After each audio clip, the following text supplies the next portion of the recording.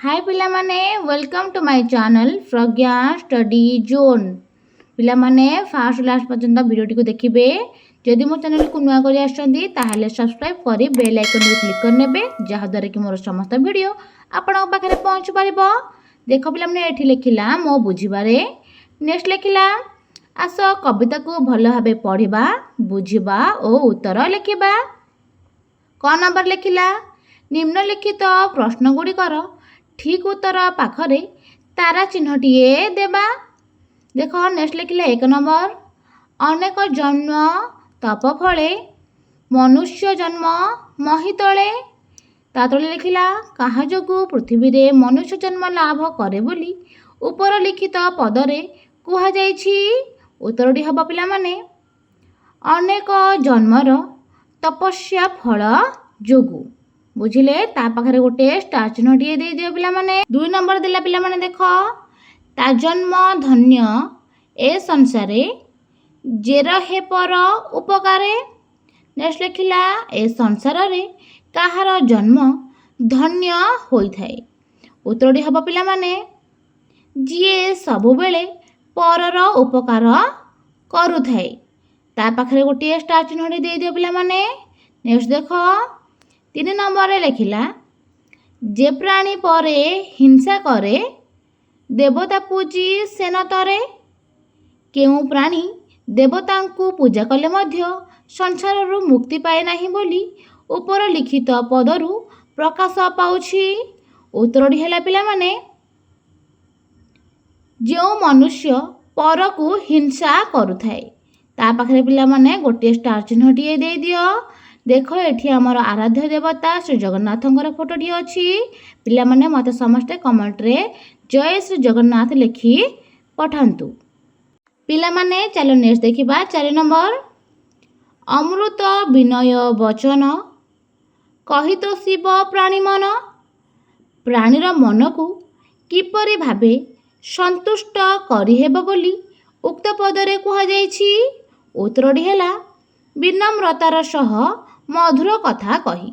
ता पाखरे पिला माने गोटे स्टार चिन्हटिए दे दियो। देख पिला माने एठी 5 नंबर देला उत्तम संगे संगजार से करे उत्तम व्यवहार। तळे लिखिला केउ भली व्यक्तिंक साथी रे मिलामिशा कले तांको ठारू उत्तम व्यवहार शिक्षा लाभ करी हुए। चलो तार ऑप्शन गुडी को देखि नबा। उत्तरटी हबा पिला माने तार देख उत्तम लोक सहित मिलामिशा कले। ता पाखरे गोटे स्टार चिन्हटिए दे दियो। नेक्स्ट देखिबा 6 नंबर साक्षात गुरुजी ईश्वर गुरु को न मणिब नर। गुरु को ईश्वरंक सहित काहेकि तुलना करा जायछि। तार उत्तरटी हैला पिला माने ऑप्शन क गुरु ईश्वरंक भली शिष्यर सर्वदा मंगल कामना करुथिबारु। ता पाखरे भी पिला माने गोटे स्टार चिन्हटिए दे दियो। चलो नेक्स्ट देखिबा 7 नंबर महते जहा आचरिबे इतरे ताहा ही करिबे। इतर लोके महत व्यक्ति को काहेकि अनुसरण करती। तार उत्तरटी हैला पिला माने विवेकवान संपन्न होइथिबारु। ता पाखरे भी गोटे स्टार चिन्हटिए दे दियो। नेक्स्ट देखिबा 8 नंबर निकटे थिले अनादार एहिटी संसार व्यवहार। निकटरे चलप्रचल हेउथिबा व्यक्ति को लोके आदर न करिवार कारण कौन। आर उत्तरटी हैला पिला माने सांसारिक व्यक्ति माने अति परिचित व्यक्ति को गुरुत्व देउ नथिबारु। ता पाखरे भी गोटे स्टार चिन्हटिए दे दियो। 9 नंबर देला कर्म करणे फल पाई प्राणीता अवश्य भुंजई। एही पदरु केउ वार्ता प्रकाश पाउछि। उत्तरटी हब पिला माने कर्म फल निश्चित भावे भोगिबाकू पड़िबो। ता पाखरे गोटे स्टार चिन्हटे दे दियो पिला माने। एठी लेखिला मिळमिशी जोड़िबा। क स्तंभरे केते गुड़िए पद दिया जाइछि। ख स्तंभरे सेगुड़िकर अर्थ दिया जाइछि। ठीक पद सहित ठीक अर्थ ख स्तंभर बाछि रेखा टाणी जोग करिबा। देख पिला माने एठी 1 नंबर लिखिला ता जन्म धन्य ए संसार रे ଯେ ରହେ ପର ଉପକାରେ। ଆର ଉତ୍ତରଟି ହେଇଯିବ ପିଲାମାନେ, ଯିଏ ପରର ଉପକାର ସାଧନ ପାଇଁ ନିଜକୁ ନିୟୋଗ କରିଥାଏ ତାର ଜନ୍ମ ଏହି ସଂସାରରେ ଧନ୍ୟ ବୋଲି ଗଣାଯାଏ। ଚାଲ ପିଲାମାନେ ନେକ୍ସଟ ଦେଖିବା 2 ନମ୍ବର। ଯେ ପ୍ରାଣୀ ପରେ ହିଂସା କରେ ଦେବତା ପୂଜି ସେ ନ ତରେ। ଆର ଉତ୍ତରଟି ହେବ ପିଲାମାନେ, ଯେଉଁ ପ୍ରାଣୀ ସବୁବେଳେ ଅନ୍ୟକୁ ହିଂସା କରୁଥାଏ ସେ ଦେବତାଙ୍କୁ ଯେତେ ପୂଜା କଲେ ମଧ୍ୟ ସଂସାରରୁ ତରି ନଥାଏ। ବୁଝିଲେ? ଚାଲ ଦେଖିବା 3 ନମ୍ବର। ଉତ୍ତମ ସଙ୍ଗେ ସଙ୍ଗ ଯାର ସେ କରେ ଉତ୍ତମ ବ୍ୟବହାର। ଆର ଉତ୍ତରଟି ହେବ ପିଲାମାନେ, ଉତ୍ତମ ମନୁଷ୍ୟ ସହିତ ଯେ ମିଳାମିଶା କରେ ସେ ଉତ୍ତମ ବ୍ୟବହାର ପ୍ରଦର୍ଶନ କରିଥାଏ। ବୁଝିଲେ? ଚାଲ ନେକ୍ସଟ ଦେଖିବା 4 ନମ୍ବର। ସାକ୍ଷାତ ଗୁରୁ ଯେ ଈଶ୍ୱର ଗୁରୁଙ୍କୁ ନ ମଣିବ ନର। ଆର ଉତ୍ତରଟି ହେବ ପିଲାମାନେ, ଗୁରୁଙ୍କ କୃପା ବିନା ଶିଷ୍ୟର କେବେ ହେଲେ ଉନ୍ନତି ସମ୍ଭବ ହୋଇନଥାଏ। ତେଣୁ ଗୁରୁଙ୍କୁ ଭଗବାନଙ୍କ ସହିତ ତୁଳନା କରାଯାଇଛି। ବୁଝିଲେ? ଚାଲ ଦେଖିବା 5 ନମ୍ବର। ମହତେ ଯାହା ଆଚରିବେ ଇତରେ ତାହା ହିଁ କରିବେ। ଆର ଉତ୍ତରଟି ହେବ ପିଲାମାନେ, ମହତ ବ୍ୟକ୍ତିର ଆଚାର ବ୍ୟବହାର ଏବଂ ମହତ କାର୍ଯ୍ୟ ଯଦି ଅନ୍ୟ ଲୋକେ ଆକର୍ଷିତ ହୋଇ ସେହି କାର୍ଯ୍ୟ କରିଥାନ୍ତି। ବୁଝିଲେ? ଚାଲ ନେକ୍ସଟ ଦେଖିବା 6 ନମ୍ବର। କର୍ମ କରଣେ ଫଳ ପାଇ ପ୍ରାଣୀ ତା ଅବଶ୍ୟ ଭୁଞ୍ଜଇ। ଆର ଉତ୍ତରଟି ହେବ ପିଲାମାନେ, ମନୁଷ୍ୟ ଯେଉଁ କର୍ମ କରିଥାଏ ତାକୁ ସେହି କର୍ମର ଫଳ ନିଶ୍ଚିତ ଭାବେ ଭୋଗିବାକୁ ପଡ଼ିଥାଏ। ବୁଝିଲେ? ଚାଲ ଆମେ ଏବେ ନେକ୍ସଟ କ୍ୱେଶ୍ଚିନ୍ ଗୁଡ଼ିକୁ ଦେଖିନେବା। ଦେଖ ପିଲାମାନେ, ତାପରେ ଖ ନମ୍ବରରେ ଲେଖିଲା, ନିମ୍ନର କ ସ୍ତମ୍ଭରେ ଥିବା ପାଦକୁ ଖ ସ୍ତମ୍ଭରେ ଥିବା ଉପଯୁକ୍ତ ପାଦ ସହିତ ଯୋଡ଼ି ସମ୍ପୂର୍ଣ୍ଣ ପଦଟିକୁ ଲେଖ। ଦେଖ ପିଲାମାନେ, 1 ନମ୍ବରରେ ଲେଖିଲା, ଅନେକ ଜନ୍ମ ତପ ଫଳେ। ଆନ୍ସର ହେବ ମନୁଷ୍ୟ ଜନ୍ମ ମହିତଳେ। 2 ନମ୍ବର, ତା ଜନ୍ମ ଧନ୍ୟ ଏ ସଂସାରେ। ଆନ୍ସର ହେବ ଯେ ରହେ ପର ଉପକାରେ। 3 ନମ୍ବର, ଅମୃତ ବିନୟ ବଚନ। ଆନ୍ସର ହେବ କହି ତୋଷିବ ପ୍ରାଣୀ ମନ। 4 ନମ୍ବର ଦେଲା, ଉତ୍ତମ ସଙ୍ଗେ ସଙ୍ଗ ଯାର। ଆନ୍ସର ହେବ ସେ କରେ ଉତ୍ତମ ବ୍ୟବହାର। 5 ନମ୍ବର, ସାକ୍ଷାତ ଗୁରୁ ଯେ ଈଶ୍ୱର। ଆନ୍ସର ହେବ ଗୁରୁଙ୍କୁ ନ ମଣିବ ନର। 6 ନମ୍ବର, ମହତେ ଯାହା ଆଚରିବେ। ଆନ୍ସର ହେବ ଇତରେ ତାହା ହିଁ କରିବେ। 7 ନମ୍ବର ଦେଲା, ନିକଟେ ଥିଲେ ଅନାଦାର। ଆନ୍ସର ହେବ ଏହିଟି ସଂସାର ବ୍ୟବହାର। 8 ନମ୍ବର, କର୍ମ କରଣେ ଫଳ ପାଇ। ଆନ୍ସରଟି ହେବ ପ୍ରାଣୀ ତା ଅବଶ୍ୟ ଭୁଞ୍ଜଇ। 9 ନମ୍ବର ଦେଲା, ଯେ ପ୍ରାଣୀ ପରେ ହିଂସା କରେ। ଆନ୍ସର ହେବ ଦେବତା ପୂଜି ସେ ନ ତରେ। ବୁଝିଲେ ପିଲାମାନେ? ଚାଲ ପରବର୍ତ୍ତୀ କ୍ୱେଶ୍ଚିନ୍ ଆନ୍ସର ଗୁଡ଼ିକୁ ଦେଖିବା। ଦେଖ ପିଲାମାନେ, ଏଠି ଲେଖିଲା, କବିତାର ପଦ ଗୁଡ଼ିକ ଆଲୋଚନା କରିବା। ତଳେ ଲେଖିଲା, ଧ୍ୟାନର ସହିତ ନିମ୍ନଲିଖିତ ପଦ ଗୁଡ଼ିକୁ ପଢ଼ିବା, ତାର ଠିକ୍ ଅର୍ଥ ବୁଝି ଦଳ ମଧ୍ୟରେ ସାଙ୍ଗମାନଙ୍କ ସହ ଆଲୋଚନା କରିବା ଏବଂ ଲେଖିବା। ଦେଖ ପିଲାମାନେ, କ ନମ୍ବରରେ ଲେଖିଛି, ଅମୃତ ବିନୟ ବଚନ କହି ତୋଷିବ ପ୍ରାଣୀ ମନ। ତାର ଉତ୍ତରଟି ହେଲା ପିଲାମାନେ, ଏହି ପଂକ୍ତିରେ କବି ମଧୁର ଓ ବିନୟପୂର୍ଣ୍ଣ କଥାର ମହତ୍ତ୍ୱକୁ ସୁନ୍ଦର ରୂପରେ ପ୍ରକାଶ କରିଛନ୍ତି। ମଧୁର ଓ ବିନୟପୂର୍ଣ୍ଣ ବଚନ ଦ୍ୱାରା ପ୍ରାଣୀର ମନ ଓ ହୃଦୟ ପ୍ରସନ୍ନ ହୁଏ, ଅନ୍ତରରେ ଶାନ୍ତି ପ୍ରକଟ ହୋଇଥାଏ ଏବଂ ସମ୍ପର୍କ ମଜବୁତ ହୋଇଥାଏ। ମନୁଷ୍ୟର ବଚନରେ ଅଶେଷ ଶକ୍ତି ଭରି ରହିଛି। କଠୋର ଓ ଅହଙ୍କାରପୂର୍ଣ୍ଣ ବଚନ ହୃଦୟକୁ ଆଘାତ ଦିଏ, କିନ୍ତୁ କୋମଳ ଓ ବିନମ୍ର କଥା ଦୁଃଖ ହରଣ କରିଥାଏ। ତେଣୁ ଆମେ ଅମୃତ ସମ ମଧୁର ବଚନ କହି ଅନ୍ୟମାନଙ୍କର ମନକୁ ତୋଷ କରିବା ଉଚିତ। ଚାଲ ନେକ୍ସଟ ଦେଖିବା। ଖ ନମ୍ବର ଦେଲା ସାକ୍ଷାତେ ଗୁରୁ ଯେ ଈଶ୍ୱର, ଗୁରୁଙ୍କୁ ନମଣିବ ନର। ଉତ୍ତର ହେଲା ଗୁରୁ ହିଁ ସାକ୍ଷାତ ଈଶ୍ୱର। ଏହି ଭାବନା ଭାରତୀୟ ସଂସ୍କୃତିର ଏକ ଗଭୀର ଆଧ୍ୟାତ୍ମିକ ସତ୍ୟକୁ ପ୍ରକାଶ କରେ। ଆମ ଶାସ୍ତ୍ରରେ ଗୁରୁଙ୍କୁ ଈଶ୍ୱର ତୁଲ୍ୟ ମନେ କରାଯାଇଛି।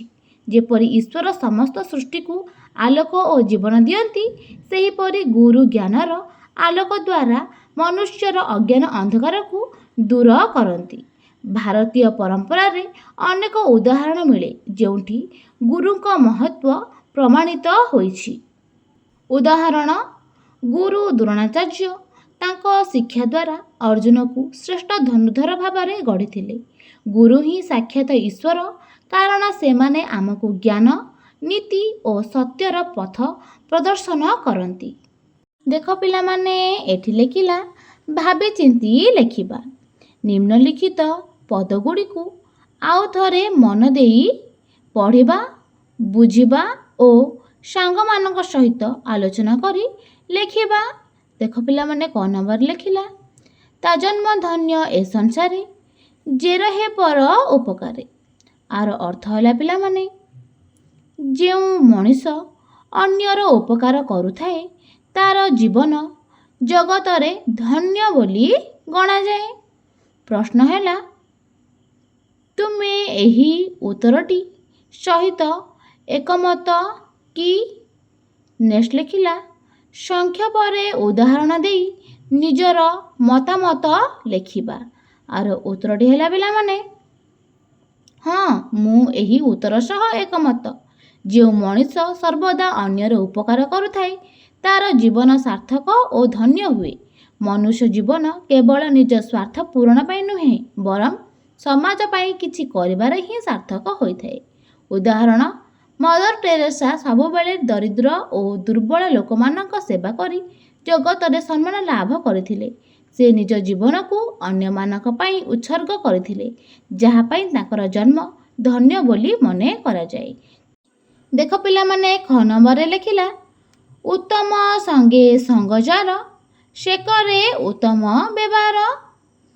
ଅର୍ଥଟି ହେଲା ପିଲାମାନେ, ଉତ୍ତମ ମଣିଷ ସାଙ୍ଗରେ ସାଙ୍ଗ ହେବା ଫଳରେ ସେହି ବ୍ୟକ୍ତି ମଧ୍ୟ ତାଠାରୁ ଉତ୍ତମ ବ୍ୟବହାର ଶିକ୍ଷା କରି ତାହା ଆଚରଣରେ ପ୍ରଦର୍ଶନ କରିଥାଏ। ପ୍ରଶ୍ନ ହେଲା, ଏହା କ'ଣ ସମ୍ଭବ? ତୁମେ ତୁମ ଜୀବନରେ ଏପରି କେବେ ଅନୁଭବ କରିଛ କି? ତୁମର ସେହି ଅନୁଭବକୁ ସଂକ୍ଷେପରେ ଲେଖ। ଉତ୍ତରଟି ହେଲା ପିଲାମାନେ, ମନୁଷ୍ୟ ଯେଉଁ ପରିବେଶରେ ରହେ ଓ ଯେଉଁମାନଙ୍କ ସହ ମିଳାମିଶା କରେ, ସେହି ଗୁଣଗୁଡ଼ିକ ଧୀରେ ଧୀରେ ଆହରଣ କରିଥାଏ।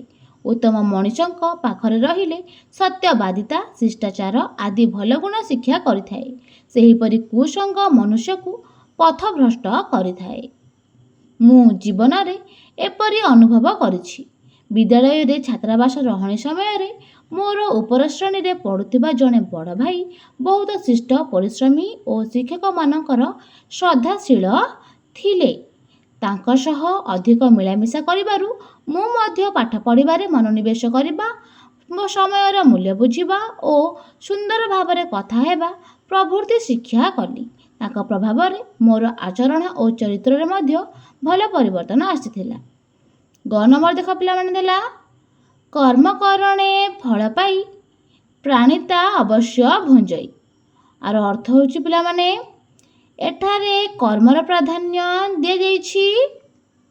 ଯିଏ ଯେଉଁଭଳି କାର୍ଯ୍ୟ କରେ ତାର ଫଳ ସେହି ପ୍ରାଣୀ ନିଶ୍ଚିତ ଭାବେ ଭୋଗ କରିଥାଏ। ପ୍ରଶ୍ନ ଦେଲା, ତୁମେ ତୁମର ପାଠପଢ଼ା ଉପରେ ବିଚାର କର। ନିଜର କର୍ମଫଳ ସେହି ଅନୁଯାୟୀ କେତେ ପାଇବ ତାହା ମଧ୍ୟ ତୁମେ କଳନା କର। ଏଥର ନିଜର ଅନୁଭବ ସମ୍ପର୍କରେ ସଂକ୍ଷେପରେ ଲେଖ। ଉତ୍ତରଟି ହେଲା ପିଲାମାନେ, ମୁଁ ମୋ ପାଠପଢ଼ା ସମ୍ବନ୍ଧରେ ବେଳେ ବେଳେ ବିଚାର କରେ। ଯେତେବେଳେ ମୁଁ ନିୟମିତ ଭାବେ ପଢ଼େ, ଶିକ୍ଷକଙ୍କ କଥା ଧ୍ୟାନ ଦେଇ ଶୁଣେ ଏବଂ ଘରୋଇ ପାଠପଢ଼ା ଠିକ୍ ସମୟରେ ସମ୍ପୂର୍ଣ୍ଣ କରେ, ସେତେବେଳେ ପରୀକ୍ଷାରେ ଭଲ ନମ୍ବର ରଖେ। କିନ୍ତୁ ଯଦି ଆଳସ୍ୟ କରି ପଢ଼ାରେ ଅବହେଳା କରେ, ତେବେ ପରୀକ୍ଷାରେ ଭଲ କରେ ନାହିଁ।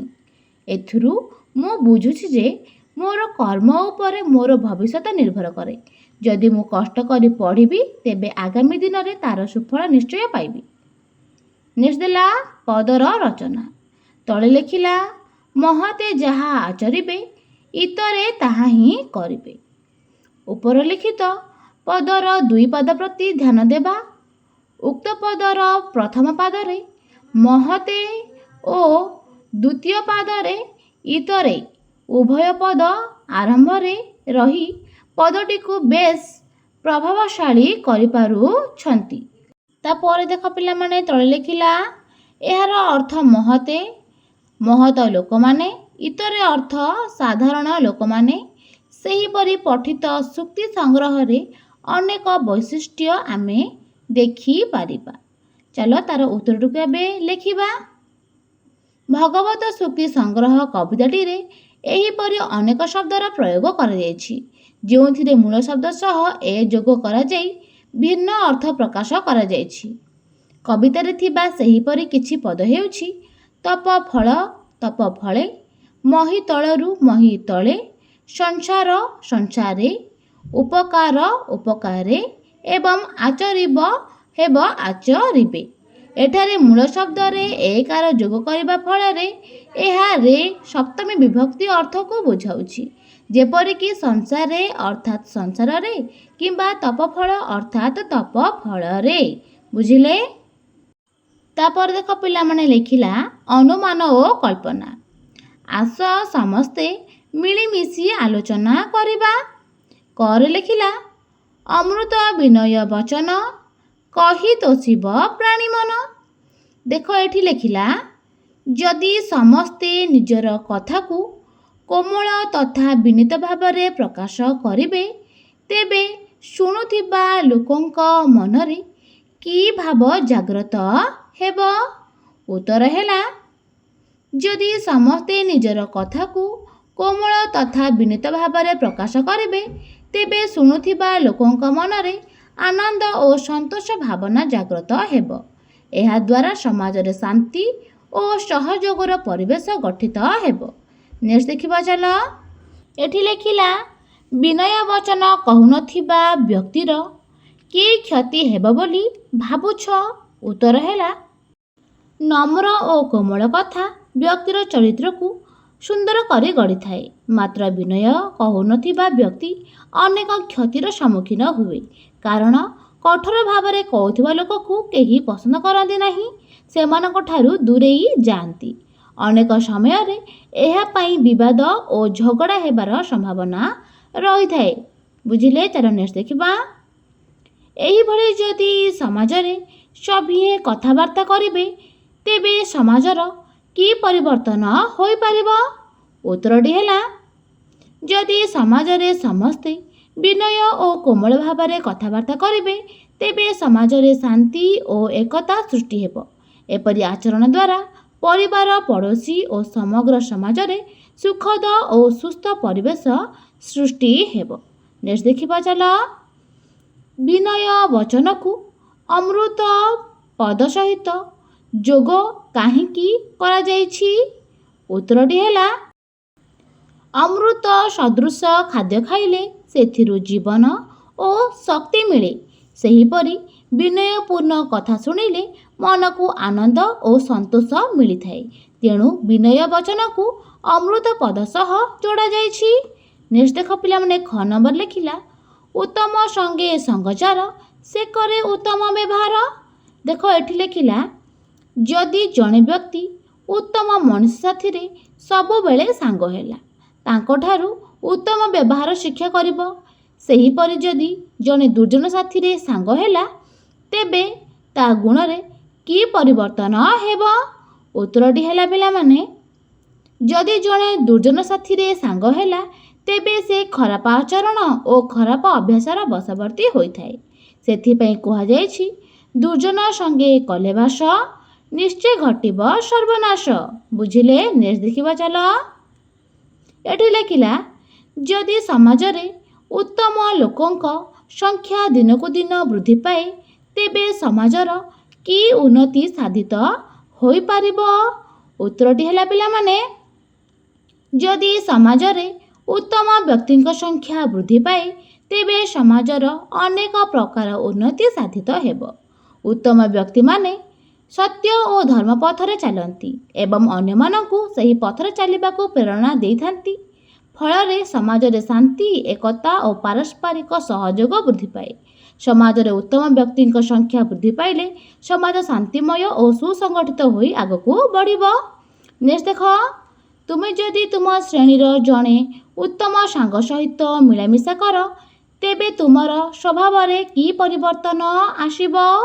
ତାର ଉତ୍ତରଟି ହେଲା ପିଲାମାନେ, ଯଦି ମୁଁ ମୋ ଶ୍ରେଣୀର ଜଣେ ଉତ୍ତମ ସାଙ୍ଗ ସହିତ ମିଳାମିଶା କରେ ତେବେ ମୋ ସ୍ୱଭାବରେ ଅନେକ ପରିବର୍ତ୍ତନ ହେବ। ସେ ଯଦି ଭଲ ପଢ଼ୁଥାଏ ଓ ଉତ୍ତମ ଆଚରଣ କରୁଥାଏ ତେବେ ମୁଁ ମଧ୍ୟ ତା ଭଳି ହେବାକୁ ପ୍ରେରଣା ଲାଭ କରିବି। ଏହାଦ୍ୱାରା ମୋର ଶିଷ୍ଟାଚାର, ଦାୟିତ୍ୱବୋଧ ଓ ଆତ୍ମବିଶ୍ୱାସ ବଢ଼ିବ। ତାପରେ ନେକ୍ସଟ ଲେଖିଲା, ନୀଚ ବ୍ୟକ୍ତିର ସଙ୍ଗତି ଫଳରେ କ'ଣ କ୍ଷତି ହେବ ବୋଲି ତୁମେ ଭାବୁଛ? ଆର ଉତ୍ତରଟି ହେଲା ପିଲାମାନେ, ନୀଚ ବ୍ୟକ୍ତିର ସଙ୍ଗତି ଫଳରେ ମଣିଷ ସମାଜରେ ଲଜ୍ଜିତ ହୁଏ, ସମ୍ମାନ ହରାଏ ଏବଂ ଭବିଷ୍ୟତ ଅନ୍ଧକାରମୟ ହୋଇଯାଏ। ଦେଖ ପିଲାମାନେ, ଏଠି ଗ ନମ୍ବର ଲେଖିଲା, ସାକ୍ଷାତେ ଗୁରୁ ଯେ ଈଶ୍ୱର, ଗୁରୁଙ୍କୁ ନ ମଣିବ ନର। ଏଠି ଲେଖିଲା ପିଲାମାନେ ଦେଖ, ଗୁରୁଙ୍କୁ ଅବହେଳା କଲେ ଶିଷ୍ୟର ଅବନତି ହେବ ବୋଲି କାହିଁକି ଭାବୁଛ? ଆର ଉତ୍ତରଟି ହେଲା ପିଲାମାନେ, ଗୁରୁ ହେଉଛନ୍ତି ଶିଷ୍ୟଙ୍କ ଜୀବନର ମାର୍ଗଦର୍ଶକ। ସେ ଶିଷ୍ୟଙ୍କୁ ଜ୍ଞାନ, ଶିଷ୍ଟାଚାର ଓ ଉତ୍ତମ ଆଚରଣ ଶିଖାଇ ଠିକ୍ ପଥରେ ପରିଚାଳିତ କରିଥାନ୍ତି। ଯଦି ଶିଷ୍ୟ ଗୁରୁଙ୍କୁ ଅବହେଳା କରେ ତେବେ ଶିଷ୍ୟର ଜ୍ଞାନ, ଚରିତ୍ର ଓ ଜୀବନର ଉନ୍ନତିରେ ଅବନତି ଦେଖାଦିଏ।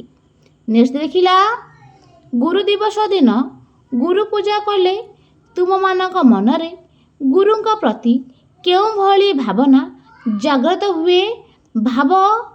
ଉତ୍ତରଟି ହେଲା, ଗୁରୁ ଦିବସରେ ଗୁରୁଙ୍କୁ ପୂଜା କଲେ ଆମ ମନରେ ଗୁରୁଙ୍କ ପ୍ରତି ଗଭୀର ସମ୍ମାନ, କୃତଜ୍ଞତା ଓ ଭକ୍ତିର ଭାବନା ଜାଗ୍ରତ ହୋଇଥାଏ। ଗୁରୁଙ୍କ ଆଶୀର୍ବାଦ ଓ ଉପଦେଶ ଛାତ୍ରମାନଙ୍କୁ ଭଲ ମଣିଷ ହେବାକୁ ପ୍ରେରଣା ଦେଇଥାଏ। ଗୁରୁ ଦିବସ ପାଳନ କରିବା ଅବସରରେ ଆମ ମନରେ ଗୁରୁଙ୍କ ପ୍ରତି ଶ୍ରଦ୍ଧା, ଭକ୍ତି ଓ ତାଙ୍କ ଶିକ୍ଷାକୁ ଅନୁସରଣ କରିବାର ଇଚ୍ଛା ଜାଗ୍ରତ ହୋଇଥାଏ। ଦେଖ ନେକ୍ସଟ ଲେଖିଲା, ଗୁରୁ ଜଣେ ସାଧାରଣ ମଣିଷ ନୁହନ୍ତି। ଗୁରୁଙ୍କର କେଉଁ କାର୍ଯ୍ୟ ଦେଖି ତୁମେ ଏଭଳି କଥାକୁ ଗ୍ରହଣ କରୁଛ? ଉତ୍ତରଟି ହେଲା ପିଲାମାନେ, ଗୁରୁ ଜଣେ ସାଧାରଣ ମଣିଷ ନୁହନ୍ତି ବୋଲି ଆମେ ତାଙ୍କ କାର୍ଯ୍ୟ ଓ ଗୁଣ ଦେଖି ବୁଝିପାରୁ। ଗୁରୁ ନିଜର ଜ୍ଞାନ, ଆଦର୍ଶ ଓ ଅନୁଭବ ଦ୍ୱାରା ଶିଷ୍ୟକୁ ସଠିକ୍ ଜୀବନ ପଥ ପ୍ରଦର୍ଶିତ କରନ୍ତି। ଗୁରୁଙ୍କର ସବୁଠାରୁ ମହତ୍ କାର୍ଯ୍ୟ ହେଉଛି ଶିଷ୍ୟର ଅଜ୍ଞାନ ଅନ୍ଧକାରକୁ ଦୂର କରି ଜ୍ଞାନର ଆଲୋକ ପ୍ରଦାନ କରିବା। ସେ ଶିଷ୍ୟକୁ ଭଲ ମନ୍ଦର ଭେଦ ବୁଝାଇ ନୈତିକତା, ଶିଷ୍ଟାଚାର ଓ ମାନବତାର ମୂଲ୍ୟବୋଧ ଶିଖାନ୍ତି। ଏହି ସମସ୍ତ କାରଣରୁ ଗୁରୁଙ୍କୁ ସାଧାରଣ ମଣିଷ ରୂପେ ମନେ କରାଯାଏ ନାହିଁ। ତାଙ୍କୁ ସମାଜର ନିର୍ମାତା ଓ ଜ୍ଞାନର ପ୍ରଦୀପ ରୂପେ ଗ୍ରହଣ କରାଯାଏ। ଦେଖ ପିଲାମାନେ, ଏଠି ଲେଖିଲା, ଈଶ୍ୱର ଆମ ପାଇଁ କ'ଣ କ'ଣ କରନ୍ତି? ଗୁରୁ ଆମ ପାଇଁ କ'ଣ କ'ଣ କରିପାରିବେ? ସାଙ୍ଗମାନଙ୍କ ସହିତ ଆଲୋଚନା କର। ଉତ୍ତରଟି ହେଲା ପିଲାମାନେ, ଈଶ୍ୱର ଏ ସମସ୍ତ ସୃଷ୍ଟିର ସ୍ରଷ୍ଟା। ସେ ପୃଥିବୀ, ପ୍ରକୃତି ଓ ମନୁଷ୍ୟକୁ ସୃଷ୍ଟି କରିଛନ୍ତି ଏବଂ ଆମକୁ ଜୀବନ, ଶ୍ୱାସ ଓ ଶକ୍ତି ଦେଇଛନ୍ତି। ସେ ମନୁଷ୍ୟର କର୍ମ ଅନୁଯାୟୀ ଫଳ ଦିଅନ୍ତି। ଈଶ୍ୱର ଆମକୁ ସୃଷ୍ଟି କରି ଜୀବନ ଦେଇଥିଲା ବେଳେ ଗୁରୁ ଆମକୁ ଉପଯୁକ୍ତ ଜ୍ଞାନ ପ୍ରଦାନ କରି ଈଶ୍ୱରଙ୍କୁ ପାଇବାର ପଥକୁ ପ୍ରଦର୍ଶିତ କରିଥାନ୍ତି। ଗୁରୁଙ୍କ ଶିକ୍ଷା ଦ୍ୱାରା ମନୁଷ୍ୟ ଈଶ୍ୱରଙ୍କୁ ଭକ୍ତି, ଧ୍ୟାନ ଓ ପୂଜା ମାଧ୍ୟମରେ କିପରି ଅନୁଭବ କରାଯାଇପାରିବ ତାହା ଜାଣିଥାଏ। ଦେଖ ପିଲାମାନେ, ଘ ନମ୍ବରରେ ଲେଖିଲା, ନିକଟ ଥିଲେ ଅନାଦାର, ଏହିଟି ସଂସାର ବ୍ୟବହାର। ତଳେ ଲେଖିଲା, ଆମର କଥାରେ ଅଛି, ଅତି ପରିଚୟେ ଗୌରବ ନଷ୍ଟ। ଏହି ପ୍ରବଚନ ସହିତ ଉପର ଲିଖିତ ପଦର କିପରି ସମ୍ପର୍କ ଅଛି ସାଙ୍ଗମାନଙ୍କ ସହ ମିଶି ଆଲୋଚନା କରିବା। ଆର ଉତ୍ତରଟି ହେଲା ପିଲାମାନେ ଅତି ପରିଚୟେ ଗୌରବ ନଷ୍ଟ। ଏହି ପ୍ରବଚନ ସହିତ ଉପର ଲିଖିତ ପଦଟି ଏକ ପ୍ରକାର ସତ୍ୟକୁ ପ୍ରକାଶ କରେ। ଯେଉଁ ବ୍ୟକ୍ତି ଓ ସ୍ଥାନ ସହିତ ମନୁଷ୍ୟ ଅତ୍ୟଧିକ ପରିଚିତ ହୋଇଥାଏ ସେଥିପ୍ରତି ତା'ର ଆଗ୍ରହ ଓ ସମ୍ମାନ ହ୍ରାସ ପାଏ। ଉଦାହରଣ, ଗଙ୍ଗା ନଦୀ କୂଳରେ ବସବାସ କରୁଥିବା ଲୋକମାନେ ଏହାର ଜଳକୁ ନିକୃଷ୍ଟ କାର୍ଯ୍ୟରେ ମଧ୍ୟ ବ୍ୟବହାର କରନ୍ତି। ମାତ୍ର ଗଙ୍ଗା ନଦୀଠାରୁ ବହୁ ଦୂରରେ ବାସ କରୁଥିବା ଲୋକମାନେ ଏହାର ପବିତ୍ର ଜଳକୁ ସଂଗ୍ରହ କରି ଓ ଯତ୍ନର ସହିତ ଘରକୁ ଆଣି ପୂଜା ଅର୍ଚ୍ଚନାରେ ବ୍ୟବହାର କରନ୍ତି। ସେଥିପାଇଁ ସଂସ୍କୃତରେ କୁହାଯାଇଛି ଅତି ପରିଚୟାତ୍ ଅବଜ୍ଞା ସନ୍ତତ ଗମନାତ୍ ଆଦରଃ ଭବତି। ଚାଲ ନେକ୍ସଟ ଦେଖିବା। ଏଠି ଲେଖିଲା ଜଣେ ଜ୍ଞାନୀ ଗୁଣୀ ବ୍ୟକ୍ତିଙ୍କ ସହ ପରିଚିତ ଥିଲେ ତାଙ୍କ ପ୍ରତି ତୁମର ଭାବନା କିମ୍ବା ବ୍ୟବହାର କିପରି ରହିବା ଉଚିତ ହେବ। ଆର ଉତ୍ତରଟି ହେଲା ପିଲାମାନେ ଜଣେ ଜ୍ଞାନୀ ଗୁଣୀ ଲୋକଙ୍କ ସହ ଅତି ପରିଚୟ ଥିଲେ ମଧ୍ୟ ତାଙ୍କ ପ୍ରତି ଆମ ଭାବନା ଓ ବ୍ୟବହାର ସର୍ବଦା ଶ୍ରଦ୍ଧାପୂର୍ଣ୍ଣ ହେବା ଉଚିତ। ତାଙ୍କ ଗୁଣ, ଜ୍ଞାନ ଓ ଅନୁଭବ ଆମ ପାଇଁ ଶିକ୍ଷାପ୍ରଦ। ତେଣୁ ତାଙ୍କ ସହ ଅତି ପରିଚିତ କେବେ ହେଲେ ଅସମ୍ମାନର କାରଣ ହେବା ଉଚିତ ନୁହେଁ। ଚାଲ ନେକ୍ସଟ ଦେଖିବା। ଏଠି ଲେଖିଲା ଯଦି ଜଣେ ସମ୍ମାନାସ୍ପଦ ଜ୍ଞାନୀ ଗୁଣୀ ବ୍ୟକ୍ତିଙ୍କ ସହିତ ଅତି ପରିଚିତ ହେତୁ ଅବମାନନା କରାଯାଏ ତେବେ ସମାଜରେ କି କ୍ଷତି ହେବ। ଆର ଉତ୍ତରଟି ହେଲା ପିଲାମାନେ ଜଣେ ସମ୍ମାନାସ୍ପଦ ଜ୍ଞାନୀ ଗୁଣୀ ବ୍ୟକ୍ତିଙ୍କୁ ଅତି ପରିଚିତ ହେତୁ ଅବମାନନା କରାଯାଏ ତେବେ ସମାଜର ଗୁରୁତର କ୍ଷତି ହୁଏ। ସମାଜର ମୂଲ୍ୟବୋଧ ଓ ଶିଷ୍ଟାଚାରର ଅବନତି ଘଟେ। ଜ୍ଞାନ ଓ ଗୁଣର ଅବମୂଲ୍ୟାୟନ ହେତୁ ଯୁବପିଢ଼ିଙ୍କର ଶିକ୍ଷା ଓ ଆଦର୍ଶ ପ୍ରତି ଆକର୍ଷଣ ହ୍ରାସ ପାଇଥାଏ। ଜ୍ଞାନୀ ଗୁଣୀ ବ୍ୟକ୍ତିମାନେ ସମାଜର ପ୍ରେରଣାର ସ୍ରୋତ ଅଟନ୍ତି। ସେମାନଙ୍କର ଅମର୍ଯ୍ୟାଦା ଦ୍ୱାରା ସାମାଜିକ ସମନ୍ୱୟ ଓ ପୂଜ୍ୟପୂଜାର ଅମର୍ଯ୍ୟାଦା ଘଟେ। ଦେଖ ନେକ୍ସଟ ଲେଖିଲା ଦୂର ପର୍ବତ ସୁନ୍ଦର ପ୍ରବଚନଟିର ଏ କ୍ଷେତ୍ରରେ କିପରି ସାମଞ୍ଜସ୍ୟ ରହୁଛି ବୋଲି ଭାବୁଛ ନିଜ ଅନୁଭୂତିରୁ କିଛି କହିବା। ଆର ଉତ୍ତରଟି ହେଲା ପିଲାମାନେ ଦୂର ପର୍ବତ ସୁନ୍ଦର ପ୍ରବଚନର ଅର୍ଥ ହେଲା ଦୂରରେ ଥିବା ବ୍ୟକ୍ତି ବା ସ୍ଥାନ ଆମକୁ ସର୍ବଦା ଆକର୍ଷଣୀୟ ବୋଧ ହୁଅନ୍ତି। ଏହି ପ୍ରବଚନର ଏହି ପଦ ସହିତ ସମ୍ପୂର୍ଣ୍ଣ ସାମଞ୍ଜସ୍ୟ ରହିଛି। ମାନବ ସ୍ୱଭାବ ଏପରି ଯେ ନିକଟରେ ଥିବା ଜ୍ଞାନୀ ଗୁଣୀ ବ୍ୟକ୍ତିଙ୍କୁ ଆମେ ହେୟ ଜ୍ଞାନ କରୁ, ଦୂରରେ ଥିବା ବ୍ୟକ୍ତିଙ୍କୁ ଅଧିକ ମାନ୍ୟତା ଦେଇଥାଉ। ଉଦାହରଣ, ଘରେ ଗୁରୁଜନଙ୍କ ଉପଦେଶ ଓ ଅକାଟ ଆମକୁ ସାଧାରଣ ମନେହୁଏ କିନ୍ତୁ ସେମାନଙ୍କର ଅନୁପସ୍ଥିତିରେ ଆମେ ସେମାନଙ୍କର ଉପଦେଶର ଗୁରୁତ୍ୱକୁ ବୁଝିପାରୁ। ଏଠି 1 ନମ୍ବରରେ ଲେଖିଲେ ପିଲାମାନେ ଦେଖ କର୍ମ କରଣ ଫଳ ପାଇ ପ୍ରାଣିତା ଅବଶ୍ୟ ଭୁଞ୍ଜଇ। ନେକ୍ସଟ ଲେଖିଲା କଠିନ ପରିଶ୍ରମ କରି ମଧ୍ୟ ପରୀକ୍ଷାରେ ସନ୍ତୋଷଜନକ ଫଳ ନ ମିଳିଲେ ତୁମର ପରବର୍ତ୍ତୀ କର୍ତ୍ତବ୍ୟ କ'ଣ ହେବା ଉଚିତ। ସାଙ୍ଗମାନଙ୍କ ସହିତ ବିଚାର କରି ନିଜର ମତ ପ୍ରକାଶ କରିବା। ଉତ୍ତରଟି ହେଲା ପିଲାମାନେ କର୍ମ କରଣ ଫଳ ପାଇ ପ୍ରାଣିତା ଅବଶ୍ୟ ଭୁଞ୍ଜଇ। ଏହି ପଦର ଅର୍ଥ ହେଲା ମନୁଷ୍ୟ ଯେପରି କର୍ମ କରେ ସେହିପରି ଫଳ ଅବଶ୍ୟ ପାଇଥାଏ। କଠିନ ପରିଶ୍ରମ ସତ୍ତ୍ୱେ ଯଦି ପରୀକ୍ଷାରେ ସନ୍ତୋଷଜନକ ଫଳ ନ ମିଳେ ତେବେ ହତାଶ ହେବା ଉଚିତ ନୁହେଁ। ବିଫଳତାକୁ ଜୀବନର ଶିକ୍ଷା ଭାବରେ ଗ୍ରହଣ କରିବା ଆବଶ୍ୟକ। ବୁଝିଲେ? ଚାଲ ନେକ୍ସଟ ଦେଖିବା। ତୁମେ ତୁମ ପାଠପଢ଼ାରେ ଅବହେଳା କରୁଥିଲେ ନିଜକୁ କେମିତି ସଜାଡ଼ିବ ସାଙ୍ଗମାନଙ୍କ ସହ ଆଲୋଚନା କରିବା। ଆର ଉତ୍ତରଟି ହେଲା ପିଲାମାନେ ପ୍ରଥମେ ନିଜର ତ୍ରୁଟି ଖୋଜିବା ଓ ପାଠପଢ଼ା ପ୍ରସ୍ତୁତିରେ କେଉଁଠି ଅଭାବ ରହିଛି ତାହା ବିଚାର କରିବା ଆବଶ୍ୟକ। ଉପଯୁକ୍ତ ସମୟ ସାରଣୀ ପ୍ରସ୍ତୁତ କରି ତଦନୁଯାୟୀ ନିୟମିତ ପାଠପଢ଼ା ଅଭ୍ୟାସ କରିବା ଆବଶ୍ୟକ। ଶିକ୍ଷକ ଓ ଅଭିଭାବକଙ୍କ ପରାମର୍ଶ ଗ୍ରହଣ କରି ଆତ୍ମବିଶ୍ୱାସର ସହ ପୁନର୍ବାର ପ୍ରୟାସ କଲେ ନିଶ୍ଚିତ ରୂପେ ସଫଳତା ମିଳିବ। ବିଫଳତା ଯୋଗୁଁ ଭାଙ୍ଗି ପଡ଼ିବା ଅପେକ୍ଷା ଅଧିକ ସଚେତନ ଓ ଯୋଜନାବଦ୍ଧ ଭାବେ ପ୍ରୟାସ କରିବା ଆବଶ୍ୟକ। ଚାଲ ନେକ୍ସଟ ଦେଖିବା। ଏଠି ଲେଖିଲା ପିଲାମାନେ ବାଦ ବିବାଦ। ତଳେ ଲେଖିଲା ଦେଖ ତା ଜନ୍ମ ଧନ୍ୟ ଏ ସଂସାରେ ଯେ ରହେ ପର ଉପକାରେ। ଏଠି କ ନମ୍ବରରେ ଲେଖିଲା ଏହି ପଦର ଆଜିକାଲି ସମୟରେ କ'ଣ ମହତ୍ଵ ଅଛି? ଉତ୍ତରଟି ହେଲା ସଂସାରରେ ସମସ୍ତେ କେବଳ ନିଜ ସ୍ୱାର୍ଥ ପାଇଁ ବଞ୍ଚିବାକୁ ଚେଷ୍ଟା କରନ୍ତି। ମାତ୍ର ପ୍ରକୃତ ମଣିଷ ସେ ଯିଏ ଅନ୍ୟମାନଙ୍କ ପାଇଁ ବଞ୍ଚେ। ଯେଉଁ ବ୍ୟକ୍ତି ସର୍ବଦା ନିଃସ୍ୱାର୍ଥପର ଭାବରେ ଦୁଃଖୀଙ୍କର ସେବା କରେ ଏବଂ ସମାଜର ମଙ୍ଗଳ ପାଇଁ କାମ କରେ, ଏହି ପୃଥିବୀରେ ତାହାର ଜନ୍ମ ହିଁ ଏକମାତ୍ର ସାର୍ଥକ ବା ଧନ୍ୟ ଅଟେ। ସ୍ୱାର୍ଥପର ଲୋକକୁ କିଏ ମନେ ରଖନ୍ତି ନାହିଁ, କିନ୍ତୁ ପରୋପକାରୀ ସର୍ବଦା ଅମର ହୋଇ ରହେ। ପରୋପକାର ଧର୍ମକୁ ଏକ ଆଦର୍ଶ ଜୀବନଶୈଳୀ ଭାବେ ଦର୍ଶାଇ କବି ନିଜର ଶ୍ରେଷ୍ଠତ୍ୱ ପ୍ରତିପାଦନ କରିଛନ୍ତି। ଚାଲ ପିଲାମାନେ ନେକ୍ସଟ ଦେଖିବା। ଏଠି ଲେଖିଲା ଓଡ଼ିଆ ଭାଗବତ ସୂକ୍ତି।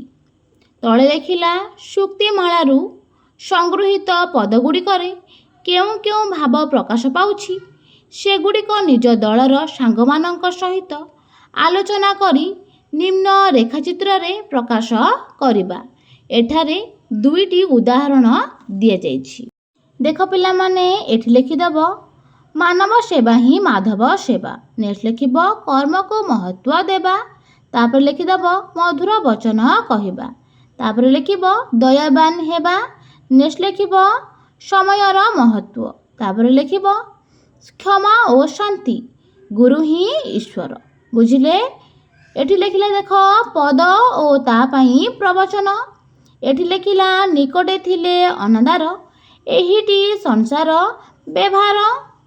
ଏହି ପଦ ସହିତ କେଉଁ ପ୍ରବଚନ ବା ଲୋକବାଣୀର ସମ୍ପର୍କ ରହିଛି ତୁମ ଦଳର ସାଥୀମାନଙ୍କ ସହିତ ଆଲୋଚନା କରି ପ୍ରକାଶ କରିବା।